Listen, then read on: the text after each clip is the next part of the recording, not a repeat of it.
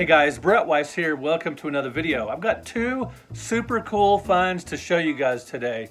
One find I made, and my wife unknowingly made a video game find. She discovered quickly that she did, but at first she found an incredible item for her collection, but it turned out to be something of a video game history item. And I will show you that here in just a moment. This is wild. It's really strange. It's crazy.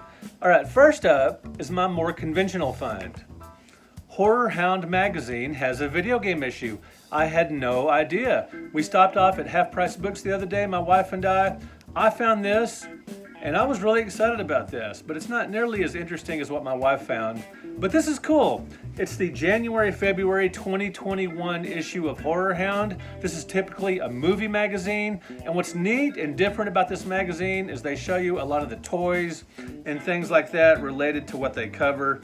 In this case, they've got several video game articles in addition to some movie stuff, and they do a deep dive on Castlevania, and it's really cool. They show off a lot of memorabilia in addition to just like, typically it's movies. So in addition to talking about, the producing the movie, critiquing the film or whatever, they show off a lot of memorabilia, and that's pretty cool. Hound magazine actually has a video game issue. And the reason they do is because of the pandemic. During the pandemic, when so much was locked down, production studios locked down, Hound was starting to run out of material to cover, because they do cover vintage nostalgia stuff, but they also talk a lot about new horror movies coming out. And with production shut down, they were sort of running out of stuff to write about. And so the editor said, hey, let's just do some random stuff. And he grew up with games and was a gamer. So they said, let's just do a video game issue. And Castlevania made sense for that. Now let's get to what my wife found. Now, she collects University of Texas at Austin stuff. Just the amazing university that excels tremendously in academics, athletics, etc. What she found was a 1983 yearbook. Now this is really cool. It's really nicely bound. It's fancy, and it has a history of the school at the beginning, and it's super retro. 1983. What was 1983? That was an amazing year for video games. Despite the great video game crash of 1983, this was still a really dynamic period for video games, and the arcades in particular is what this article in this book focus on. Oh, I just give it away. There's a video game article in here. Holy cats, people. How cool is that? I'm going to read this article for you guys, and the reason I'm going to do so is because there's a lot of misconceptions in it. There's a lot of funny things in here, and it just talks about, it's kind of a negative but positive slant on video games, if you know what I mean, because it's sort of a straightforward article about gaming culture and how popular video games are at the time, but it also talks about how video games are sinister, or sort of implies that along the way, or sometimes states it outright. Now it has a picture of one Paul Borough playing Moon Patrol at Mother's on the Drag, a popular street in Austin. Now Mother's is no longer there. There was every city in the early 80s, especially bigger cities, but smaller cities too. Every city had at least one arcade. The bigger cities had a bunch. And even the McGregor, Texas, I've said this before, just this tiny town outside of Waco had 2 or 3 arcades when I was, back in the early 80s. Crazy. 3, I believe. Nuts. But anyway, I'm going to get to this article called Power Play, and it's just funny. I'm going to read it and comment along the way, just get some of the things, talk about some of the things they get wrong, and just some of their conceptions of video games, their perspective on the medium. All right, so here we go. Power Play, written by Brian Zabkick. In 1983, it appeared as if machines were going to take us over. See, it already sinister. Video games aren't just here to enrich our lives and, for us to, entertain ourselves and all that kind of thing. They're taking over. Video games made a full-scale attack on our culture, our minds, and most importantly, our wallets. Now, if you read a lot of entertainment-related articles about maybe going to the movies or maybe attending sports events, now, yeah, it talks about, you'll read articles about how expensive that has gotten, but I'm talking about 1983. If you read articles back then about maybe going to a baseball game, They don't talk about how you're wasting your money, but video games, it's always about how much you're wasting your money back then. So here we go. What's more, there was no escaping them. See, the writer says maybe you should escape them. Not even at the university. Supposedly serious and dedicated students spent hours in the Union Recreation Room or at arcades near campus, devoting their brains and quarters to watch little figures chasing each other across a cathode tube ray. See that? Supposedly serious and dedicated students. See, you couldn't be a serious, dedicated student and also play video games. All right, video games were a relatively new trend from the early 70s. Since the late 70s, they have become a multi-billion-dollar cultural phenomenon. Still, it is difficult to remember how video addicts used to spend their spare time. There's that word, addicts. When the first game, Pong, hit stores in 1973, oops, Pong didn't hit stores in 1973. Pong came to the arcades in 1972. And if memory serves, Atari Pong for Homes came out in 75. You can correct me if I'm wrong in the comments. This article certainly gets some things wrong. Few could have guessed that video games would become so popular. Now that's true. Who would have thunk it? Pong was basically a paddle game played on a black and white TV screen. While it was mildly entertaining, it became passé after only a few games. Maybe to some people, but I've never stopped playing it to this day. I still love it. Video games weren't about to die off so quickly, however. The machines derived their power from the computer, or more specifically, the microchip. As that technology progressed, the potential for complex new games was realized. In 1979, Space Invaders infiltrated American arcades. No, that was 78. And became the first mass-produced video game. No, that was Computer Space in the arcades in 71 and the Magnavox Odyssey home console in 1972. Those were both mass-produced. Video games steadily grew into a major industry as manufacturers brought out noisier and flashier games designed to lure our quarters into the coin slots. That's certainly true. The industry's astounding success was apparent in their annual profit of $5 billion. At UT, again, the University of Texas, students had a varied choice of arcades. The Texas Union filled a whole room with video games in the recreation center. That was on the campus. Pretty cool, huh? Yeah, video games were everywhere back then. Just, lining the concourse of sports venues. They were in convenience stores. They were just all over the place. I've even heard they were in some funeral homes, believe it or not. Anyway, Dobie Mall had Power Play Arcade, while The Drag, which was a really popular strip in Austin, featured Mother's Arcade, Restaurant and Bar. That's M-U-T-H-E-R, which is no longer there, unfortunately. Both off-campus arcades attracted a diverse crowd, from college students to workers and young children. Excluding some females, most people who came into an arcade did not plan to spend just one quarter on a single video game.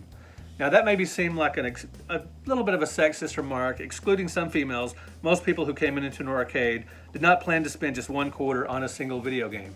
Yeah, there were a lot of gamers in the early 80s that were female, but there definitely were girls that just came along to hang out with her boyfriend while they played. I mean, I certainly experienced this. I had an assortment of dates where maybe we'd end up in an arcade or start up there, and I'll talk about one of these in one of my videos.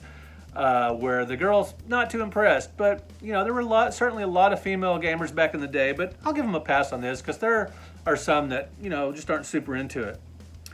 Wes Hyatt, a Mother's bartender, observed players' habits.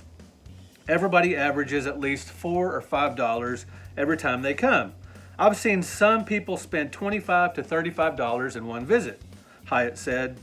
An average visit was $5 for most video game fans. Freshman business student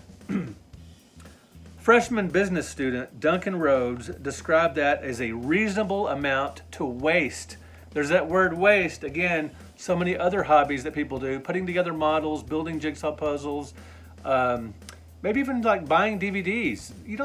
People don't typically call this a waste, but with video games, it's always, especially in the early 80s in particular, people called, especially it seems like in the arcades more so than for the home, they called playing arcade games a waste of money.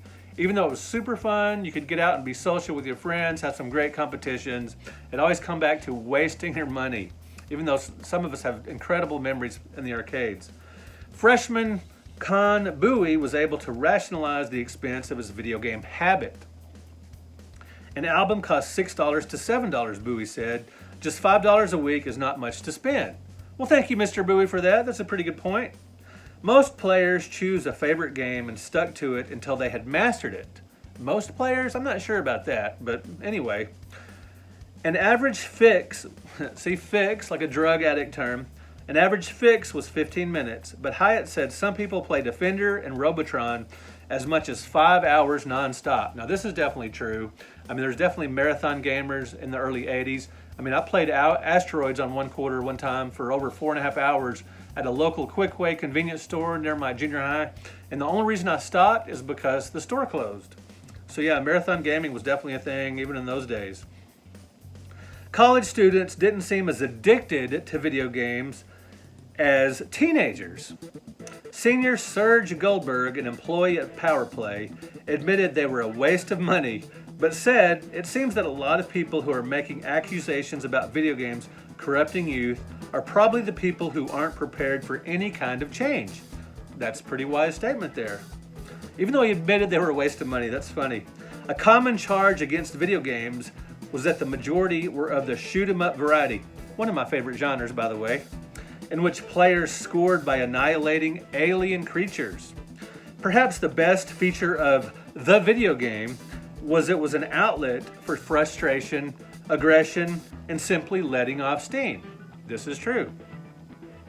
Students gave various reasons for their video habits, but they were all concerned with escaping from reality, and this is a really odd statement here, listen to this, and punching extra energy into a neutral machine. Isn't that what we all do as gamers? Punch extra energy into a neutral machine? That's what I'm doing on my PS3. Wait a minute, I don't have a PS3. On my Switch, on my PS2. It's a way to get your mind off everything, Rhodes said. You're able to get absorbed in a game and just forget about everything. Very true, video games are a tremendous stress reliever. Although you should have moderation in all things, as they say. You do gotta go outside, run around the block, do your chores, eat your peas and carrots, and all that kind of good stuff. The challenge of mastering a game appealed to Shoot. I'm very competition oriented. When I do well, it lets me feel like I've conquered a machine, at least for a while. Now that's definitely true. A lot of gamers feel a sense of accomplishment, maybe after they've done a speed run, or beaten a long adventure quest, an RPG, or they've mastered a particular game, or done, a marathon on a particular game, or got a high score. It can be a very satisfying feeling, like completing a jigsaw puzzle, like finishing a novel, even like maybe watching every season of Breaking Bad. It's a really satisfying feeling. Hey, that was a great show. That was a pop culture touchstone. Pretty cool stuff. So yeah, it's very possible, and a lot of us do feel some sense of just satisfaction of having, played a particular game or conquered it or whatever. Of course, nobody has ever conquered a video game. Wait a minute, I just said conquered. The games have to make money. Now he's talking about in the arcades. So they're programmed for profit. But like a prize fighter who's been beaten senseless, video addicts don't know when to quit.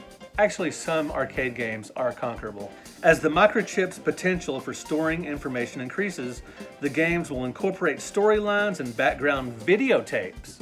Now that's an interesting comment. 1983, talking about background videotapes. Maybe sort of a precursor to Dragon's Lair Laserdisc game. This book was probably written well early in 83 or maybe in late 82, because it was published in 83. Let's continue. Weary video addicts, we're almost through, so hold on tight, guys. Weary video addicts, fear not. You have only your savings account to lose. Again, all other hobbies are fine, but video games are a waste of money. In their attempt to conquer our minds and pocketbooks, the video game industry has won. Yep, the video game industry has conquered us. Speaking of conquered, by Brian Zabkick. Thank you very much, Brian, for that interesting window into what a college journalist thought of the video game industry in 1983, or perhaps in 82, maybe he wrote it then. Regardless, Pretty cool. A great little piece of video game history here where you wouldn't necessarily expect to find it. And a really cool yearbook that my wife found at Half Price Books. All right, guys, let me know if you've ever found video game history or some video game relic or interesting video game item in an unusual place or an unexpected place. All right, guys, thank you so much for watching. I've got a new video game book coming out late this year, the 100 Greatest Console Video Games, 1988 through 1998. I really appreciate you guys pre-orders and backing this book. Thank you so much for that. And if you haven't seen the commercial for the book, check it out. Thank you guys so much for watching. Thank you for liking, and thank you for subscribing to this video. Check out the commercial for the 100 Greatest Console Video Games, 1988 through 1998.